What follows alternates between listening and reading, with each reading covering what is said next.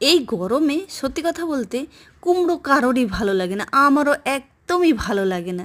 কিন্তু আমি আজকে যে কুমড়োটা বানাবো রেসিপিটা, সেটা তোমাদেরও ভালো লাগবে। আমি যে কুমড়ো পছন্দ করি না, আমারও সত্যি কথা বলতে খুবই ভালো লেগেছিলো। আজকে এই কুমড়োর ভর্তা দিয়ে কিন্তু আমি ভাত খেয়েছি, সাথে কিচ্ছু আমার দরকার পড়েনি, অসম্ভব খেতে হয়েছে। তো রেসিপিটা কিভাবে বানাবে একবার ঝটপট শুনে নাও। প্রথমে দেখো, শিলপাটার মধ্যে পেঁয়াজ, রসুন, কাঁচা লঙ্কাকে ভালোভাবে ডিপ ফ্রাই করে ভেজে নেব। ভেজে নেওয়ার পর শিলপাটা ওটাকে বেটে নেব।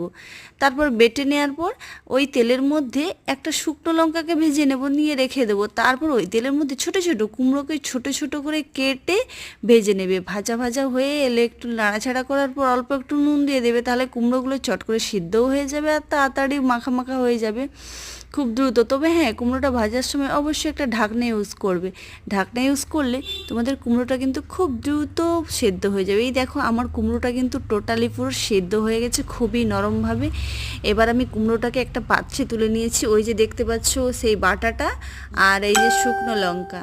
এবার কুমড়োটা কিন্তু আমার ঠান্ডা হয়ে গেছে অলরেডি। এবার ওর মধ্যে আমি লঙ্কাটাকে ভালোভাবে ম্যাশ করে নিয়েছি, আর ওই বাটাটাকে ওই কুমড়োর মধ্যে ভালোভাবে চটকে চটকে মেখে নিয়েছি। এভাবে মাখলেই কিন্তু আমাদের রেডি কুমড়ো ভর্তা। এটা কিন্তু তোমরা বাড়িয়ে বানিয়ে দেখবে, অসম্ভব খেতে লাগে।